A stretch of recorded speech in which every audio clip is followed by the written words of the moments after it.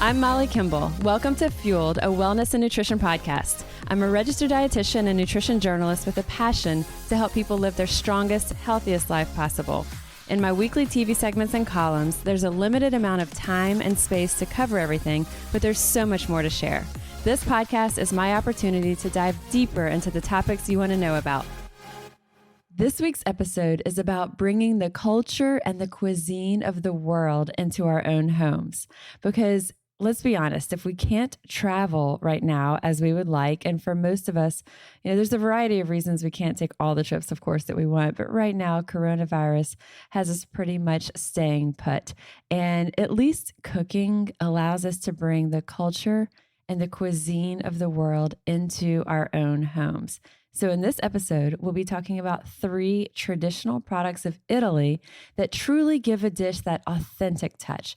They're part of the soul of Italian cooking, part of what makes Italian cuisine just so special. So these 3 items, Parmigiano Reggiano, traditional balsamic vinegar, and extra virgin olive oil, these are staples in any Italian kitchen and can immediately help us to up our own culinary game. Here's the thing though. We can't cut corners on these or it shows. And we've talked about it before, but how many times have you traveled somewhere, you come back, you try to recreate a dish and it's just not the same? These 3 ingredients are part of those core elements that we really can't compromise on them. And in today's podcast, we are going to learn exactly why.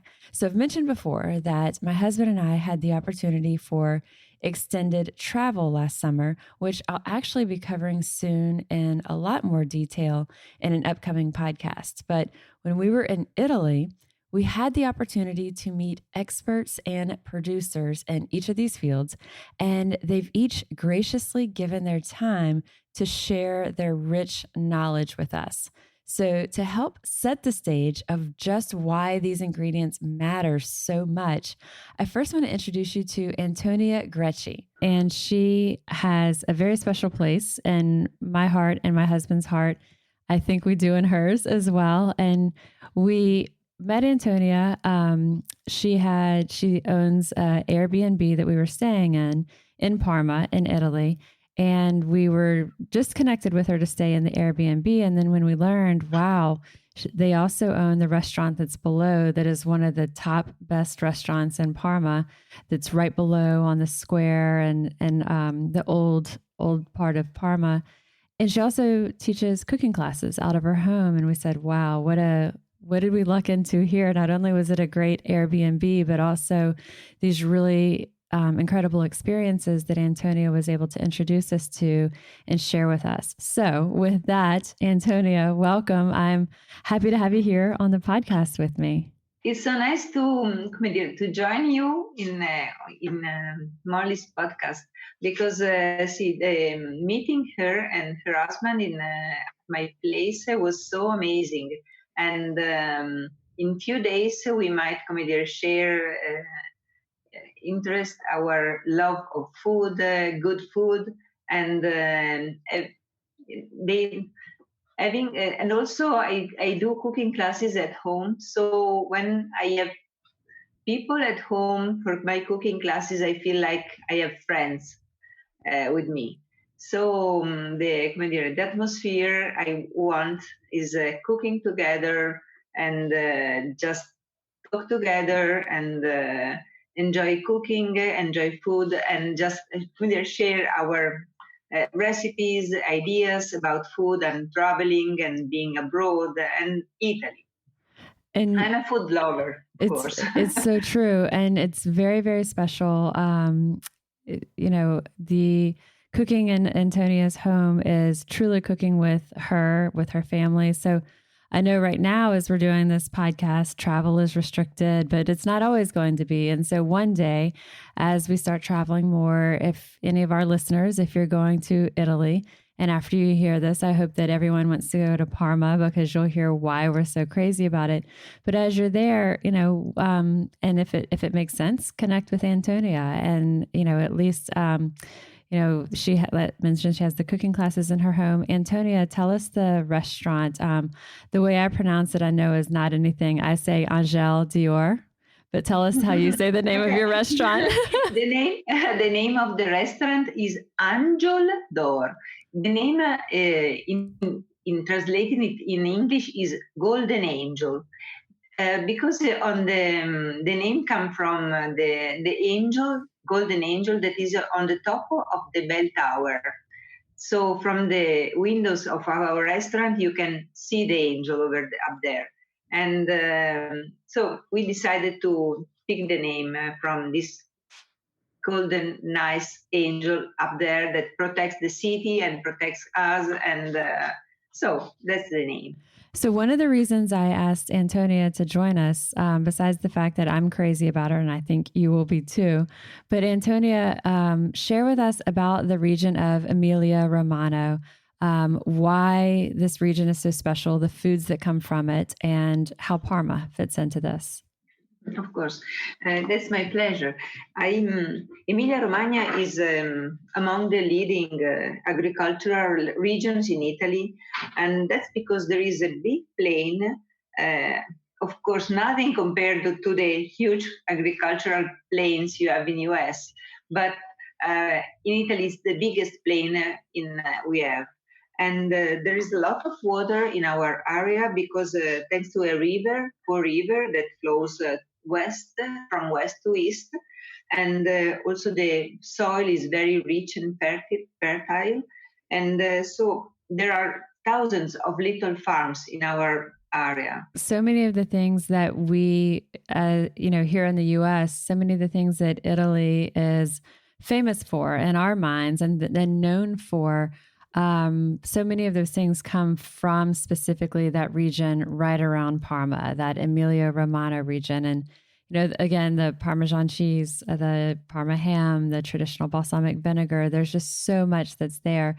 And talk to us about, it isn't just by chance that these things are all incredible and high quality. They're very strictly regulated. They're guided by the consortiums that are specific to each product. So tell us a little bit about these, that each industry seems to have their own. Most producers decided to gather in consortium and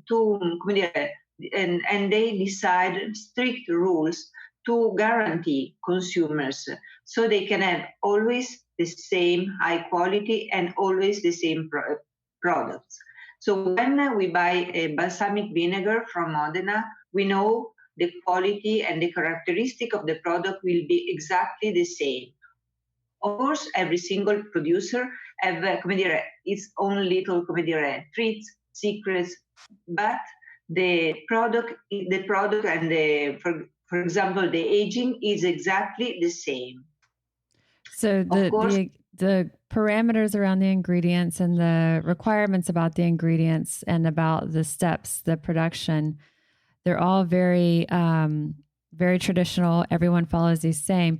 Now, and like you said, each maker is going to have their own secrets. They have their own things that might make it a little special. And depending on the time of the year or if it was a dry year or not, there's going to be variation. But if something has this label on it that denotes that it is one of these specialty items, these consortiums very highly regulate it. Yes, and also one of the things that I appreciate is that every consortium asks a special external agency to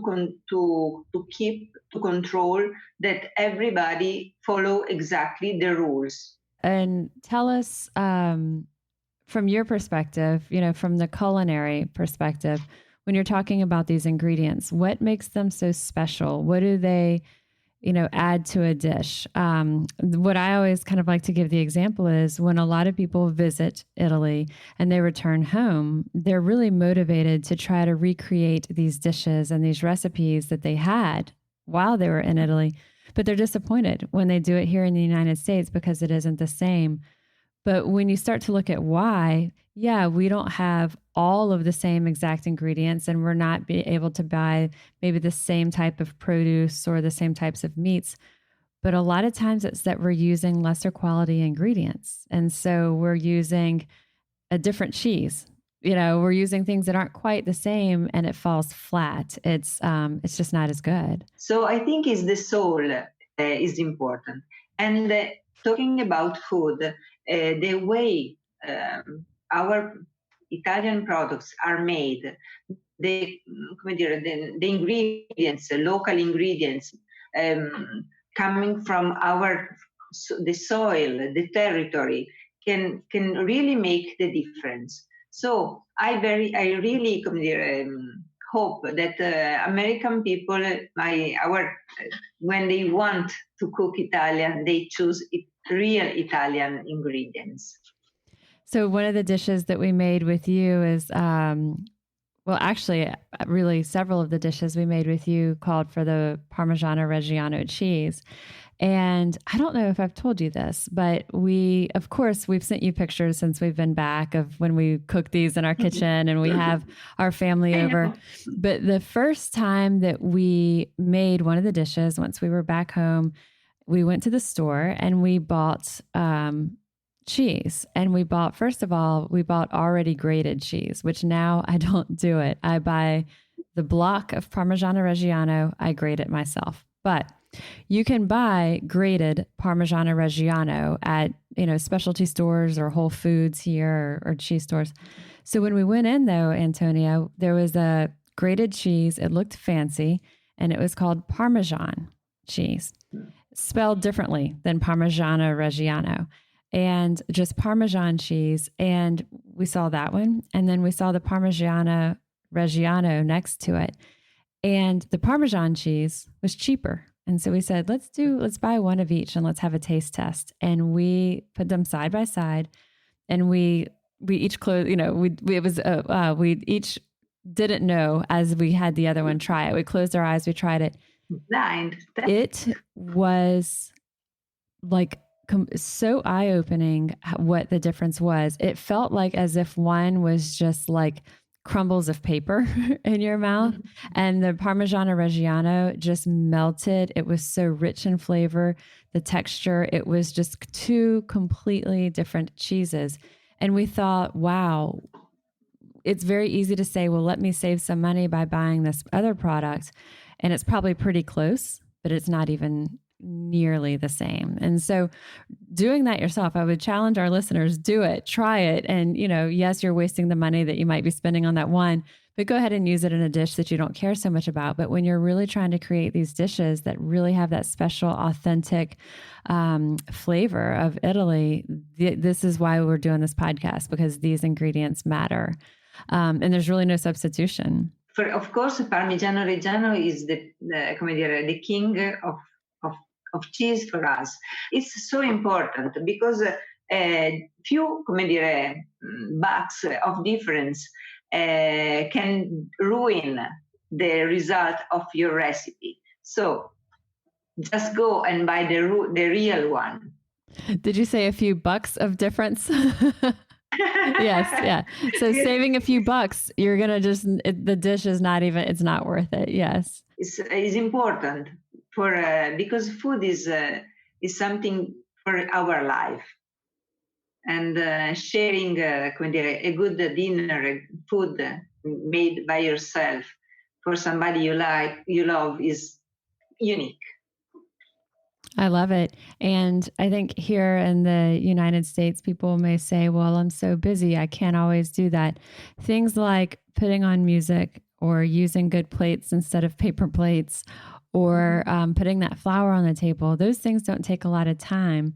So I think, thinking of what's realistic for ourselves, and what my takeaway was, and Brad and I think of Antonia and her family pretty much daily, because if we're about to rush through something, he'll say, okay, Antonia would fuss at us if we did it this way. We need to do it this way and slow down and take the care. And so when we do it, because we don't always have the time to make a home cooked meal every night, we might be not getting home till late or whatever it is, especially now that we're kind of, the world is opening back up and we're back into our jobs a little more.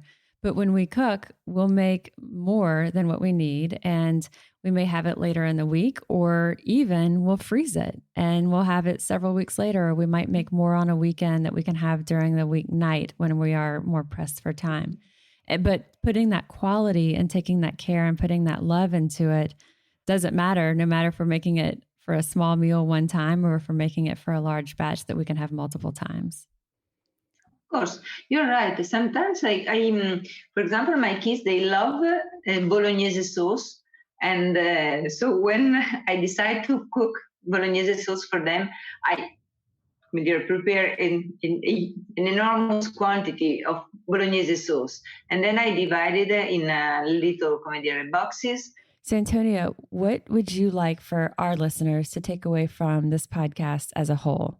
Slow down and take your time and think about that food is like something very close to love. Absolutely beautiful. And this embodies the Italian approach to food and to life. Antonia, I cannot thank you enough for carving out the time to join us and sharing your love and your passion with us. I really appreciate what you are doing, and because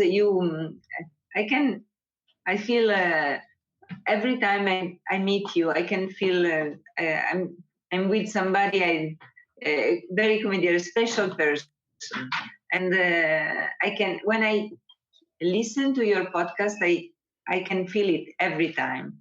So, and now I'm very thankful because you decided to do something for our country, for Italy, for my town. So thank you for doing that, because we need help now. I'm happy to. It's something that's been in my mind, and I always am talking about it. So I thought, well, let's do an entire podcast to celebrate it. So thank you, Antonia, for your time. I'm so grateful. Ciao, grazie. So we'll be taking a deeper look into Parmigiano Reggiano, traditional balsamic vinegar, and extra virgin olive oil. And I figured let's start with Parmigiano Reggiano because it's quite possibly one of my favorite foods on the planet, so why not? And joining us to share her knowledge and her insight is Daniela Lanfredi to help us understand just what makes Parmigiano Reggiano so incredibly special. So welcome, Daniela. I'm excited to have you with us. Thank you, Molly, for inviting me. So tell our listeners a bit about your background. Growing up, your family had a farm. Y'all have been, had a restaurant. So tell us about kind of what brought you to this point, and the passion behind Parmigiano Reggiano. Just consider that my father and my grandfather was in the trade of Parmigiano Reggiano. So they were buying and selling aged wheels, those enormous giant wheels of Parmigiano Reggiano. And my mother was in a family of women that they used to rule trattoria. I don't know if you know what trattoria means. It's a kind of restaurant, but it's a very simple, thinking about the way things are cooked and all these kind of things. Well, so as my husband and I were in Italy and we were visiting Parma, and we were actually, before we even got to Parma, we were in northern Italy in the Dolomites region, and we were deciding where are we going to go next. We had not been to Parma. We had not, we weren't aware that much of it. And so as the more that we learned, we said Parmigiano Reggiano and traditional balsamic vinegar and Parma ham. And my husband looked at me and said, are we really going to select our next destination based on cheese? And I said, yes.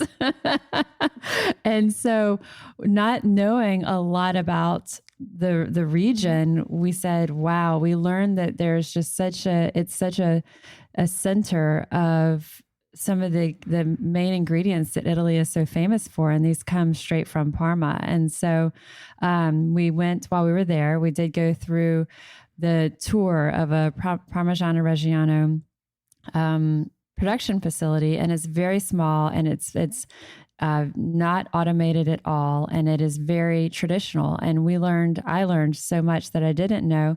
And so sharing with our listeners really about the process of, about Parmigiano Reggiano, how it's made and what makes it so special and how it's so highly prized and regulated to keep it so traditional. Nowadays, in order to preserve this kind of productions, all the producers just joined together and created what we call the consortium. So consortium is an organization.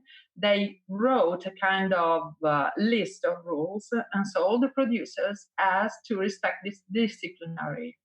So I don't want to kill you with details on disciplinary, but I will explain to you the basic things that are fundamental in order to understand what Parmigiano Reggiano is. So, for example, the cows. Obviously, the cheese is made with milk.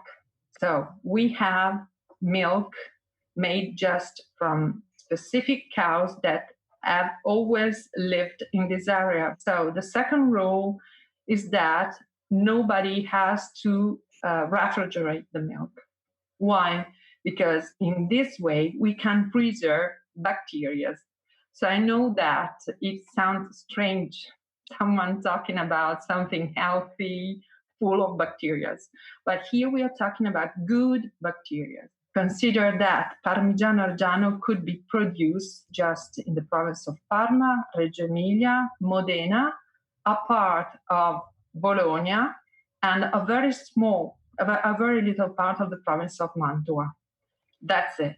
So those regions, it is limited to these regions. It is limited to cows that are born in these regions. And then the cows, it's limited to the specific types of foods that are fed to these cows. And so it's very controlled. And so someone outside of those regions is not making true Parmigiano Reggiano. And so it's the Parmigiano Reggiano must be in this region with these specific cows, with this specific diet fed to these cows, the milk held in these exact qualifications for the milk as it's being transported to make the cheese. And so all of these things are what are even in the very foundation of making this so special. So there's really just 3 essential ingredients for Parmigiano Reggiano: fresh milk, rennet, and salt. So adding the rennet, the milk starts to coagulate. And now, if Molly agrees, I have to talk about the cheese master. Yes, because the cheese master is the brilliant brain behind the processes. There's no automated equipment. There's no conveyor belts. There's no fancy labs for testing. The cheese master's expertise is what really makes this cheese. Yes. So in fact, the ingredients are 3: milk, rennet, and salt. We are going to see. I'm going to explain after about salt. But in my opinion, the 4th ingredient is the cheese master. Right. So his expertise. Okay. It will be the cheese master who will add to the heated milk the right quantity of rennet. He decided to add. The rennet will help the enzyme coagulate the milk and the bacteria in their job. And so at the end of this process, you'll have a kind of really, really amazing, enormous cup of yogurt. In this case, will be the cheese master who will say when the time when everything is ready to be switched off. After, the workers will pick up, using an enormous, amazing wooden paddle, they pick up this spongy mass. We are talking about, and Molly saw it, we are talking about 90 kilos, 100 kilos of cheese. When you go and wanted to buy some Parmigiano Reggiano, a piece of Parmigiano Reggiano, I think you will be able to recognize the true one. So what happens, they will insert between this shape, this plastic shape, a kind of plastic belt.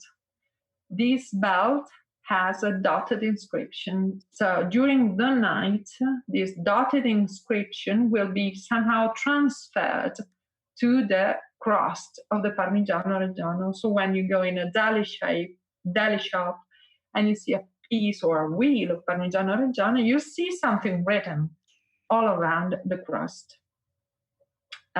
There, you'll have a lot of information. So the year and the month in which that specific wheel was produced, in that moment, they will leave even an empty space, oval empty space. This will be, we will talk about that after. But to jump ahead for that, this space that they leave that's open, that's where once the cheese is approved by the consortium, it'll have the stamp. Yeah. So if you're looking at, in your stores here in the United States even, and you see true Parmigiano Reggiano, a lot of times the stores are displaying it in these ways. They're very proud that it is true, pure, authentic Parmigiano Reggiano. And they'll have these huge wheels on display. And as the consumer, we may not know what all the numbers and letters mean, and we see it. But when you see that, that's an indication that this is the type of cheese we're talking about here. So let's go on with the third ingredient, salt.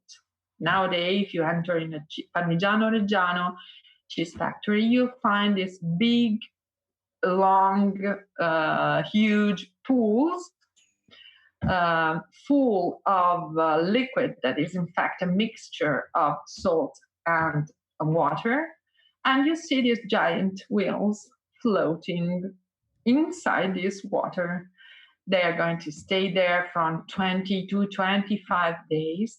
And every day the workers, they will go there with a wooden pole, just flip them, because as I said before, they keep on floating in the water. So you see that even in this case, everything is made by hand. So being a cheese master or a worker in a cheese factory is very hard work. And so whenever the cheese is being made, the only salt that is introduced to the cheese is what is in these big pools of the water that's in there. So the cheese is basically the milk, the rennet.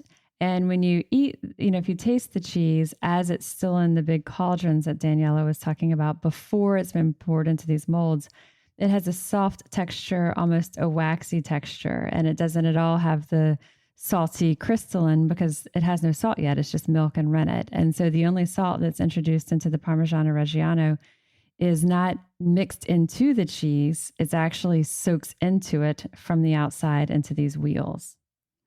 Perfect. They will come in, they will go inside each storeroom, and with a special hammer, they will start to tap each wheel of Parmigiano Reggiano. They are great. They have an incredible expertise. So just keeping their hands on the crust and tapping the wheels with the hammer, considering feeling the vibration the cheese makes and listening at the sound, they are capable to understand if inside the cheese, inside the wheel, there's a defect, like a hole, a crack, or something like that. And it almost sounds like beating on a drum. Yeah. Yes. So if you can imagine, the wheels of cheese are as big as the top of a drum is, and these hammers are hammering on them. And so if they hear it, they know what it's supposed to sound like based on the density, the texture, everything that makes up what is an approved Parmigiano Reggiano. And when it sounds different, that indicates, because on the outside, they can't see it. They would have to cut through every wheel, and they're not going to do that. But as they hear different sounds, it would indicate, as Daniela said, there's something hollow there, or a break, a crack, or something is wrong with that one. The Parmigiano Reggiano is then aged for 12 or 24 or 36 months. And they each have vastly different characteristics. They're so different from one another. I know I have my favorite. Daniela, what's yours? It's not easy. I mean, at the beginning of the meal, as an appetizer, is what we call the fresh one. The fresh one is 12 months. It's more lactic, 3 months, butter, fresh herbs, flowers. To be grated on the pasta, you know that we eat kilos of grated Parmigiano Reggiano over the pasta because the best pasta is tomatoes, olive oil, and Parmigiano Reggiano to me, and basil as well. 30 months. You said 30? 30, a surprise. And at the end of the meal, 5 years old, with a couple of drops of true balsamic vinegar is fabulous. Or even in purity, you know, because it helps you digest. And as you try them, so having them side by side, a 12-month, a 24, and then a 36, because that's, again, and in stores, it will tell you it's been aged 12 months or aged 24 months. I thought for sure, because I really like strong, bold cheese, I thought that I would really like the one that's aged the longest, but I really like the one in the middle, the 24. And the 12 months is softer. It isn't as crunchy. It doesn't have the salt, the crystalline as much, the salt crystals as much. And then the more aged it gets, it's a little drier, more crumbly. It has the salt crystals and it's completely different texture. So even though it's the exact same cheese, they're very, very different from 12, 24, 36 months. And if you buy it and then you age it, continue to age it, that same cheese continues to change, and how you'll use them is very different also. So, you know, being aware of that if you do get these really aged cheeses, well, that's not what you want to grate and put it over your dish. You would want to maybe use the 24 months, which that Costco one I was talking about is a 24 months. We grate that like crazy. We put it on everything. But if you have these really aged older cheeses, the few drops of the traditional balsamic and really savoring that in the smaller amounts. I would like to underline one thing you said. It changes because Parmigiano Reggiano is alive. So consider that it's true. It changes a lot in the 3 years you described before. But even if you've had this experience, for example, you buy a 24 months old, perhaps it was vacuum packed. You start to grate it and keep it. Please take away the plastic always, you know that. And he will change because he will start to breathe again. Because one of the fundamental things I think we have to know when we buy and eat Parmigiano Reggiano is that there's something still alive, that it's working inside it. Do you remember we talked about the bacteria? Why we want to feed our cows with the fresh herbs in order to have bacteria? Because bacteria, the good ones, they will eat, as we said, the lactose protein. So as first, you won't find sugar inside Parmigiano Reggiano, and you won't find lactose. Parmigiano Reggiano as a cheese is lactose-free. After 3 days, lactose disappears because it's the very first thing that the bacteria will eat. It's the easier for them. After we talked about the aging process means that these bacteria keep on working, eating, and changing the nature of the cheese. So the more the cheese is aged, the more it's digestible. So if someone says, okay, well, I have lactose intolerance, or I can't digest milk products, something an aged cheese like Parmigiano Reggiano usually can work for those people because, again, the lactose is essentially zero. It has no lactose, it has no sugar. And that goes for any type of food. If a food has zero sugar, that means it has zero lactose because lactose is a type of a sugar. But just as Daniela said, the more aged these cheeses are, the more that those milk proteins are digested. So even if someone is not lactose intolerant, they may struggle digesting milk proteins, but that becomes easier and easier with the aged cheeses as well. So if you've been avoiding cheese, you're welcome. You can now start having the Parmigiano Reggiano and you will probably do pretty good with it. So I think that we've covered the aspects of Parmigiano Reggiano that make it so different, so unique. You can hear, as you hear all these steps, all these different components of it that are very highly protected and guarded. And these processes have been around for centuries and they haven't changed for centuries. You can see what makes this cheese so special, and that the Parmigiano Reggiano, nothing is compromised. And for our listeners who have questions or want to follow up with Daniela, or if in the future you're ever going to Italy and you want to do one of these incredible tours, learn more about the region, learn more about the food, Daniela has also graciously offered to have her email here and also her website. It will be a great pleasure for me to know and to, let people discover all these kind of things, because I think that food is a fantastic experience because it's good, but it is culture. In Italy, it's really culture. So just visiting a cheese factory, a ham factory, a balsamic acetaia, or a winery, you'll discover more and more and more. I'm sure about that. Awesome. I really appreciate your time, Daniela. I have to say, I'm proud of us doing a podcast with a 7-hour time zone difference, and technology has worked for us today. So I'm very grateful. Absolutely. All right. Thank you. Thank you. Bye. Traditional balsamic vinegar is another one of the incredible products of Italy. So while we were in Parma, we also had the opportunity to visit an acetaia called Acetaia Pici. And the word acetaia is used to refer to the space where barrels are used to make balsamic vinegar, where these are stored. And it's typically an attic style space. So when you hear acetaia, that's basically a balsamic vinegar producer or space. And so today we are joined by Marco Piccirilli of Acetaia Pici. It is a family-owned balsamic vinegar producer just outside of Parma. It is an incredible, just lovely, lovely space. It's actually on the grounds of their own home. And so true to tradition, these barrels are stored upstairs in the attic of one of the buildings. But Marco welcomes people into their home, into their space, to share with them the rich tradition of making traditional balsamic vinegar.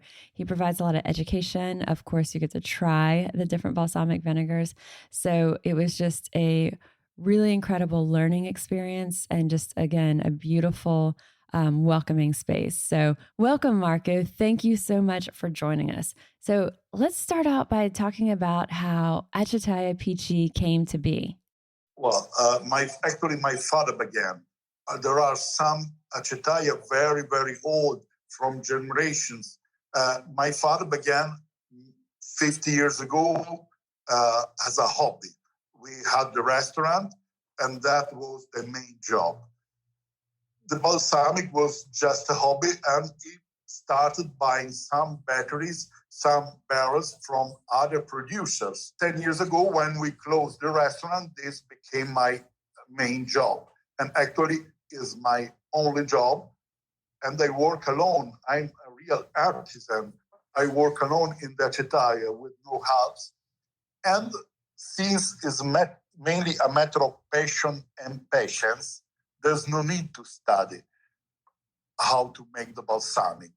When my father began, he was a fashion stylist. He designed dresses for women. Wow. And I stopped to fly as a pilot to work with my parents in the restaurant, and then with my father in the balsamic vinegar. So going from being a fashion designer for him, a pilot for you, this lifestyle that was probably very fast, and now is very... Yes.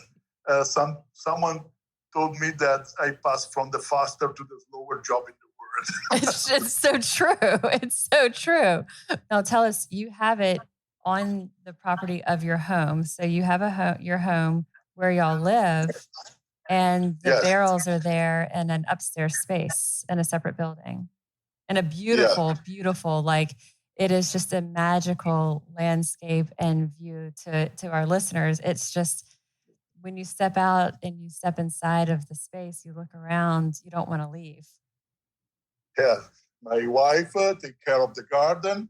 My father take care of a little some vegetables and aromatic herbs, and it's a very relaxing place. Yes, it's very, very special. And your wife, we should say, is a nurse who has been taking care of coronavirus patients in a very close way. So how do you explain the process of making traditional balsamic vinegar, and what makes traditional balsamic vinegar different and so special? In this product, the key word is traditional. This means a completely different process. We don't start from the wine vinegar, but directly from the juice of the grapes, from the must. So it's a completely different product, and we can use only the grapes recommended for the local wines. It means the red grapes for Lambrusco, or white grapes like Trebbiano, Malvasia, and Chardonnay, and so on. So this juice of the grapes, the must, which has no skin, no stems, no seeds, this must is then cooked at low temperature for a really long time, 30, 36 hours. If I boil it, I can reach the right concentration in 12 hours, but the risk is to burn the must.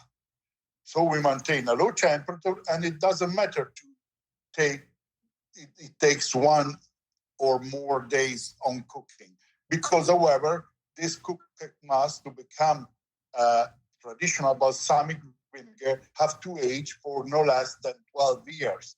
I think people have no idea. So yeah, it's going to be in the barrels for 12 years. So if it takes days to cook the must, it's nothing. So even if you're starting with a large volume of this juice or the must, there's a huge amount of loss that naturally occurs during the process of making traditional balsamic vinegar. After the concentrate is slow cooked for days, about 40% of it remains. So you've got about 2/3 loss, 60% loss. You've got 40% of that must remaining, and the rest goes through evaporation. This concentrate that is left then goes into the barrels, and it stays in these barrels for no less than 12 years. And again, up to 28 or more. And every year there's another 10% loss in the barrel. So again, no matter how much of a large volume you're starting with, it's a huge amount of loss, and you're really ending up with a very concentrated, much smaller amount of the product. For each 100 liters at the beginning of the process, after 12 years, when you have the first product, from the original 100 liters, I can bottle just 2 liters of balsamic vinegar. As you saw, is one of the bigger acetaia. You have about 1,000 barrels, 956, the right number. But for each year, I cook 12,000 liters of fresh must. On the other side, I bottle only 400 liters of balsamic vinegar. Wow. Yeah. So it requires a lot of patience. It requires a lot of Patience. It's made a matter of passion and patience. And you don't have to guess about whether or not you're getting authentic traditional balsamic, because thanks to the consortium, it is very regulated, very consistent. Even the bottles are specially designed. Only specific bottles and specific labels can be used for traditional balsamic vinegar. These are specific bottles used only for this product. Are with a specific shape. Every producer, if they want to call it traditional balsamic vinegar, have to bottle in these specific bottles.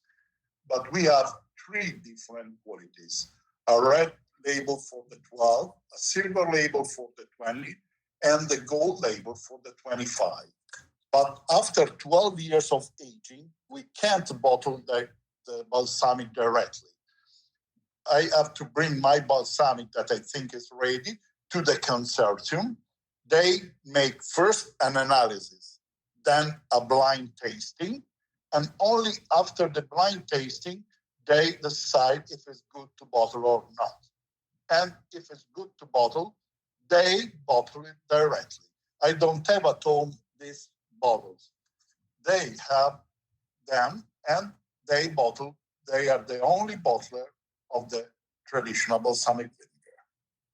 So after 12 years of patience and aging, it still has to have that seal of approval by the certifying committee to have that label and to be bottled and to be called traditional balsamic.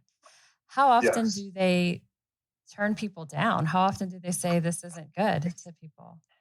Well, actually, I'm a taster for the consultant, so I know if it's good or not before the official tasting. You've got the inside scoop, yeah.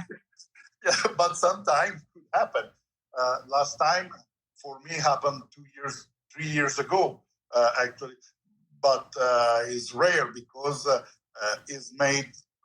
since it's made with a lot of passion, people take care of it, and it's impossible to have a bad product, actually. Mm-hmm. It's mainly a matter of the chemical analysis more than the tasting.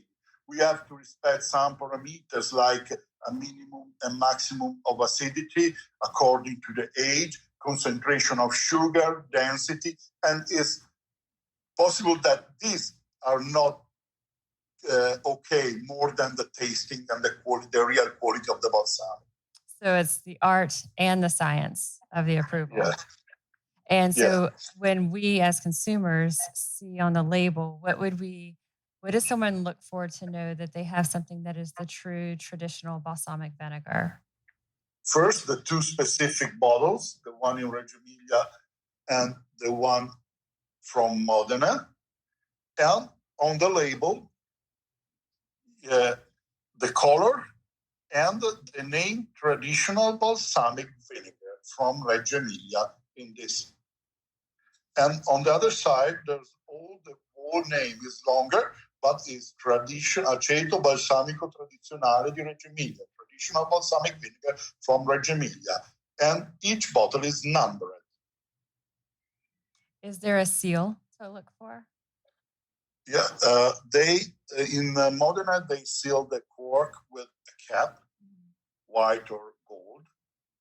In Reggio Emilia, we seal with wax. So when you see the words traditional balsamic vinegar along with the seal of the consortium, we know that this is a high quality and consistent quality product. There's also a price difference, though. It'll definitely cost more than just the regular balsamic vinegar you're seeing on shelves. And if we don't know the difference, if we don't know all that goes into it and what sets it apart, we might not understand the value and just why it can be worth that price difference. It's also a stunningly small industry. There's very few makers of traditional balsamic vinegar that even make enough to export it to the U.S. I make the 10% of the work of the whole consortium by the 85 members of the consortium, because actually only 12 people have enough product to commercialize it. So the real bigger producer are few. But if you do treat yourself to traditional balsamic vinegar, the extra dollars spent will actually stretch pretty far because a bottle can last for a really long time. But it's also a product you have to use in specific moment on specific dishes and in very low quantities. We supply a dropper in the box because you can count each drop you use. Wow. So the longer that it ages, talk to us about the difference in the quality, and is it thicker the longer it ages, and how are they different?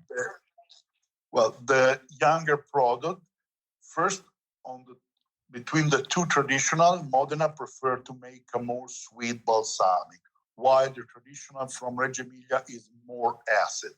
This is because we use different kind of grapes and because we thought that if you have to call it vinegar, should be also a little bit acid, not only sweet. Mm-hmm. Then the taste change a lot according to the aging. The younger product is more liquid and more acid.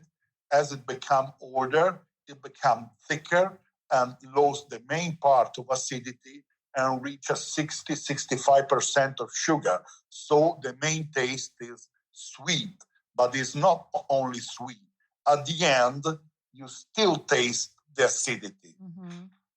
And no sugar is added, to be No, clear, right? It's a natural concentration of sugar. You have just to use few drops, and the use of the balsamic change a lot according to the country. There are few countries that buy all the products.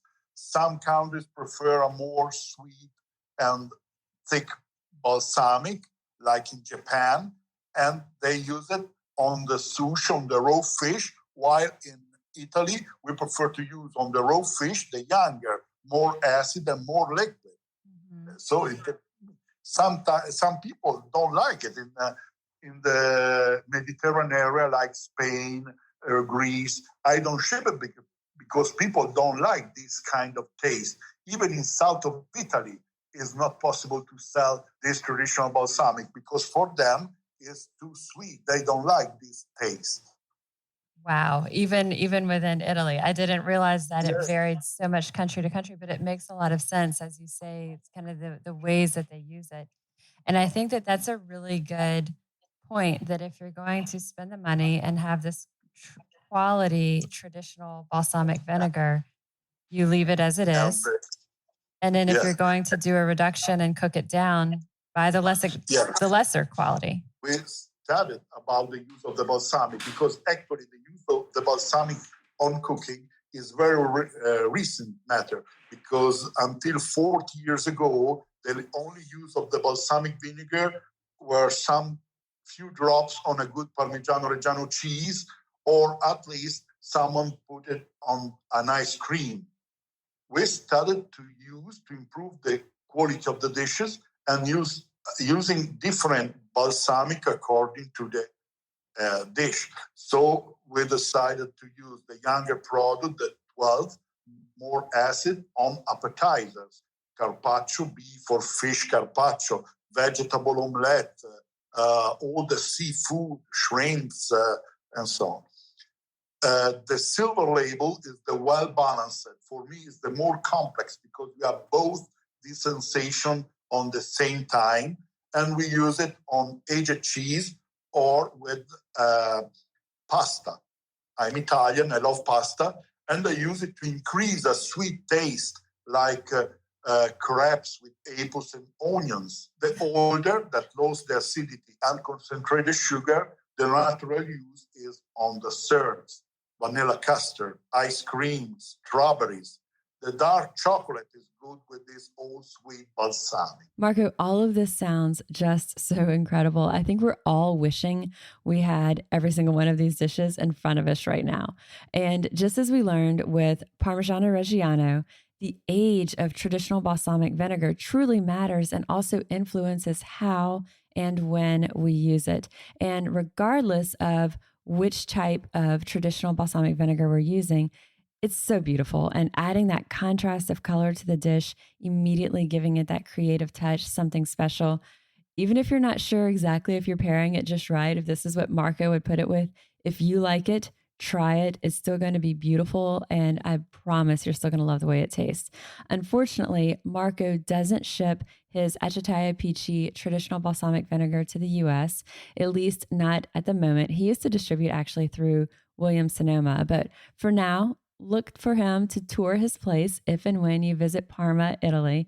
And in the meantime, start paying attention to the labels of balsamic vinegars in the store, looking for those specifically that are traditional balsamic vinegar. I really appreciate your time. Okay, thank you, Marco. Thank you. You're welcome. Bye. That was really great. Thank you. Bye-bye. Bye-bye. Thank you. Ciao. Ciao. After Parma, Brad and I headed down south to Sicily to the town of Castelvetrano, where we toured Asaro Farms. The Asaro family has been making olive oil for hundreds of years. We were introduced to them actually by Joe Impastato here in New Orleans. The Impastato family imports and distributes Assaro's olive oil. You'll see it under the brand Assaro, also Partana.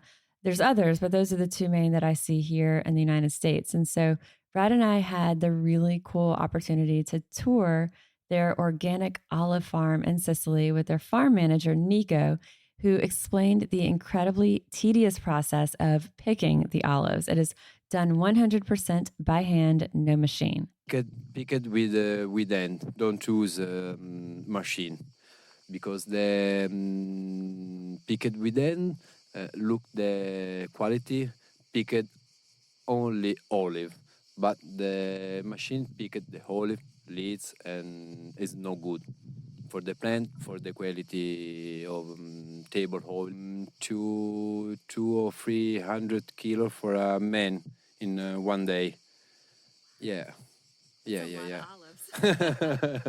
There are three main types of olives that are grown on Assaro's organic farm: Naturella, Serrasula, and Biancarilla. I am clearly not saying them like Nico says them, but essentially the Naturella olives are used for table olives and olive oil, while the Serrasula and the Biancarilla olives are for olive oil only. And what's interesting is they're a little more neutral, and so they're used specifically to relax the acidity of the Naturella because it tends to be very peppery. The Sicilian people prefer the pepper oil, but other people prefer a blend. A blend is a mixed for the Nocellara, Cerasuola, and Biancolilla. Nico also shared with us that the people of Sicily often produce olive oil at their own homes, bottling really small amounts, say like 1, 2, 3 bottles, often from the olives that they're harvesting from the trees on their own land. And many of these are infused with the other flavors of their land. Inside the bottle with oil, mix it the chili pepper, on other bottle with the garlic or rosemary, on other spice. At Assaro Farms, the olives are then crushed within 8 hours from harvest. So after touring the farm itself, we went to the production facility where we met with Margherita Assaro to walk us through the process. Our process starts in the farm when the farmers pick up the olives from the trees. After picking them up, they bring it here. So every day, all the trucks full of olives queue up, line up here outside the gate you saw, and and one by one they are unloaded by a forklift, and the olives are immediately crushed within 8 hours. Of harvest. Yes, within 8 hours from the harvest, they must be crushed. In fact, we have 3 lines of mill. We don't have only one mill; we have 3 mills, and the crushing has 3 phases: grinding, centrifugation, and separation. Grind is made by a very big grinder, which grinds the whole olives, included pits, and makes the olives a paste. This paste goes in the centrifugation machine that at a very high speed separates solid part from liquid part. Solid part is the pomace, which goes to refineries. Liquid part, which is oil and water, is separated from the last machine, the third machine, from where the extra virgin olive oil comes out. At that point, the oil is ready to be used, but it's unfiltered. The only process we do afterwards is the filtering, which we do with pure cellulose boards that I will show you. This is a filter, for example, this one, and we put all the cellulose boards inside, and the unfiltered oil comes in from a pipe and goes out filtered from another pipe. As I told you, we have different brands. Some brands, like Paesano, are unfiltered, and we pack it as it is. And that's the ones that look really cloudy. And it looks very cloudy, and it's quite thick. while the other brands like the Partana, which is also our main brand, is packed filtered. But it's important to say that the characteristic don't change. Filtering doesn't affect any property. Only the color changes at the view, and it's the unfiltered. It's a bit thicker, but organoleptic properties are exactly the same. If you analyze an oil before filtering and after filtering, it's exactly the same for all kind of tests. Also the panel test, the only thing that you notice if you close your eyes is that it's just a little thicker. Okay. That's it. So inside the production facility at Asaro, you can see the olive oil running from the large tanks to the bottling machines. It's transported through piping that's clear in some places. So what's really cool about that is that you can really see the difference that she's talking about in color and clarity. And it ranges from a very transparent light green, which is the extra virgin olive oil that's been filtered. So that really light green, and it ranges all the way to this really deep, rich, cloudy green for their organic, unfiltered variety, which is hands down my favorite type. But whether it's filtered or unfiltered, it is all considered extra virgin olive oil, which is also often referred to as first cold pressed. Yes, first cold pressed means that it's all extra virgin is first cold pressed, because it's the first pressing of the olives, and cold means that in the process of pressing, the water used that is underneath, below 27 degrees centigrade, which is it's cold. It's cold.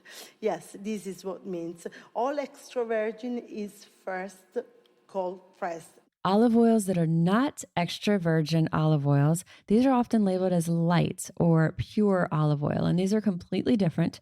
They are lower quality, and really companies like Asaro, they specifically do not produce these. No, the not extra virgin olive oils, which are refined oils, which are olive oil or Parma's olive oils, are made in refineries. We don't produce that. We only produce extra virgin olive oil. The olive oil is made in refinery from like old bad quality oils that are refined, bleached, deodorized, etc. Of course, they are good for other uses, but they have nothing to do. They come from the olive oil, of course, from extra virgin olive oil, but they are different products. Fortunately for us, quality olive oils like Asaro's are relatively easy to find. We just have to know what we're looking for. We've actually seen Asaro's organic, unfiltered, extra virgin olive oil at Costco, and I also see it at stores like Whole Foods. Their Partana line is also widely available at many grocery stores across the U.S. as well. And for all three of these products, Parmigiano Reggiano, traditional balsamic vinegar, and extra virgin olive oil, when you're looking for the authentic good stuff, you'll often see letters like IGP and DOP on the labels of this Italian food and drink. And these labels show that the product is legally, essentially guaranteed by the European Union to be authentic. So when you see DOP, this signifies protected designation of origin.